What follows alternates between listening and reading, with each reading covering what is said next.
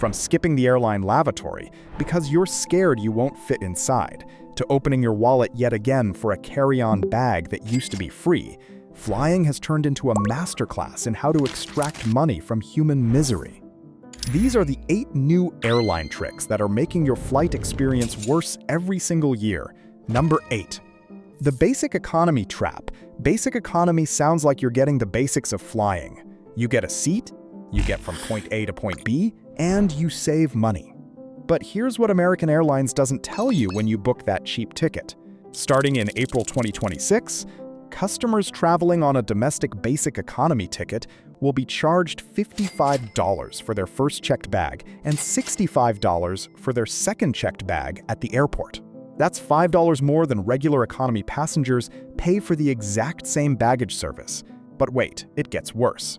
Elite status members will no longer be eligible for complimentary upgrades when flying basic, and they won't be able to apply system-wide upgrades on these fares.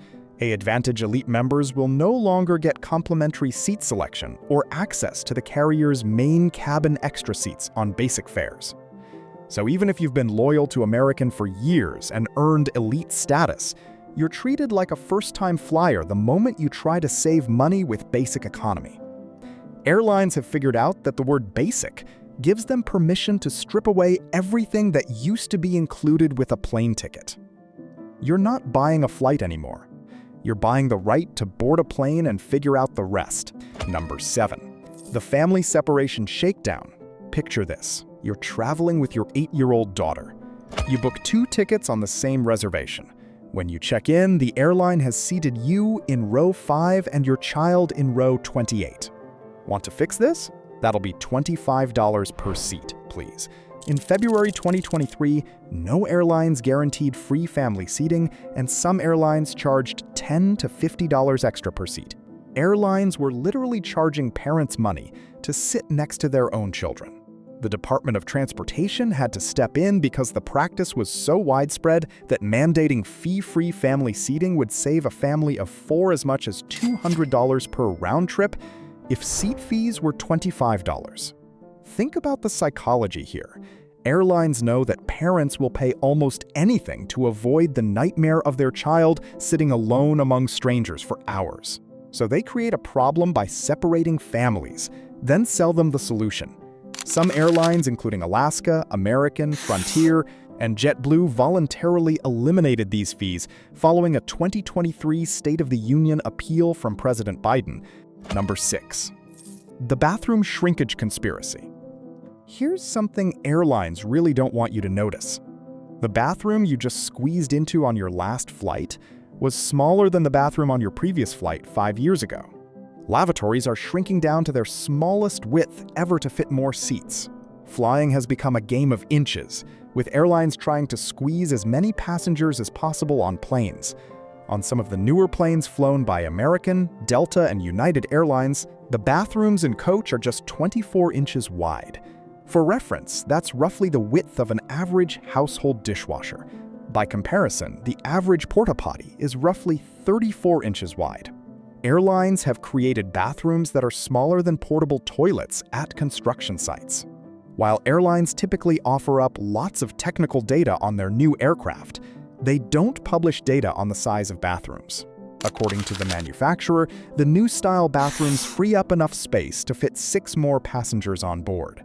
6 more passengers means 6 more ticket sales. Number 5. The carry-on fee creep. Remember when carry-on bags were free on every airline? Those days are disappearing faster than overhead bin space. Budget airlines led the charge, but now major carriers are finding creative ways to charge you for the bag that used to be your escape from checked bag fees.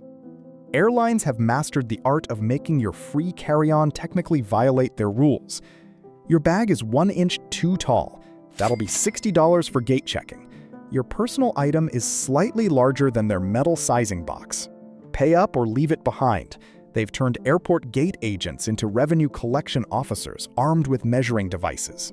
The brilliant part is how they've redefined what counts as a personal item versus a carry-on bag. That laptop bag you've been flying with for 10 years, suddenly it's too big to be a personal item. The purse that fit fine last year? Now it needs to go in the overhead bin, which means you need to pay the carry-on fee you thought you were avoiding. But here's the real psychology trick.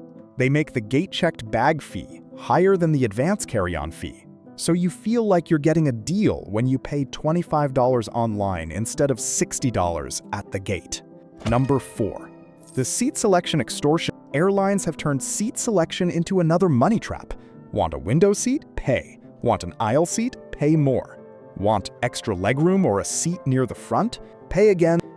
Free seats still exist, but they are often the worst ones. Middle seats in the back, seats near the bathroom, or rows that feel less comfortable.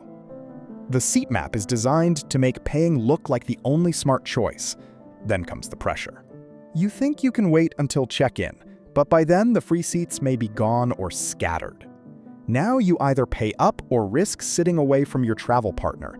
Airlines call it extra revenue. Passengers see it for what it feels like, being charged just to avoid the worst seat on the plane. Number 3. The priority boarding upsell. Airlines turned boarding into a status game. Early groups walk on calmly, find bin space, and settle in. Later groups stand there wondering if their carry-on will survive the gate. That is the trick. Overhead bin space is limited, so passengers feel pressure before they even reach the plane. Then airlines sell priority boarding as the fix. Pay extra, and you get on earlier. Do not pay, and you risk having your bag taken and checked. But this is not only about bags, it is about stress. Airlines made boarding feel rushed, crowded, and uncertain. Then, they sell peace of mind as an upgrade. Now there are multiple versions of early boarding, all with different names. But the product is the same, getting on before the chaos starts. Number 2, the legroom reduction scheme. Airlines learned that 1 inch can make them a lot of money. Shrink the space between seats, and suddenly there is room for another row.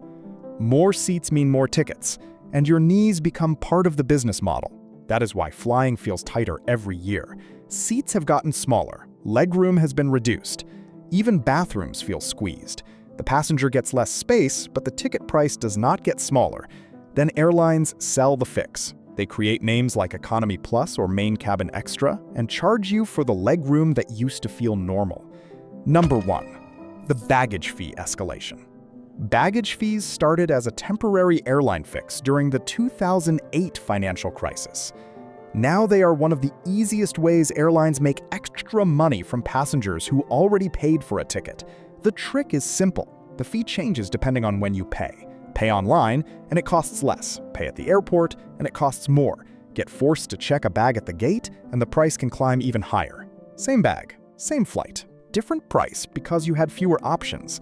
That is what makes baggage fees so frustrating. They are not shown clearly in the advertised fare. A cheap ticket looks like a deal until you add bags, seats, carry-ons, and boarding fees. Airlines are not just selling transportation anymore. They sell the lowest version of flying first, then charge you extra to make it bearable. Once you are at the airport, they know you have to pay.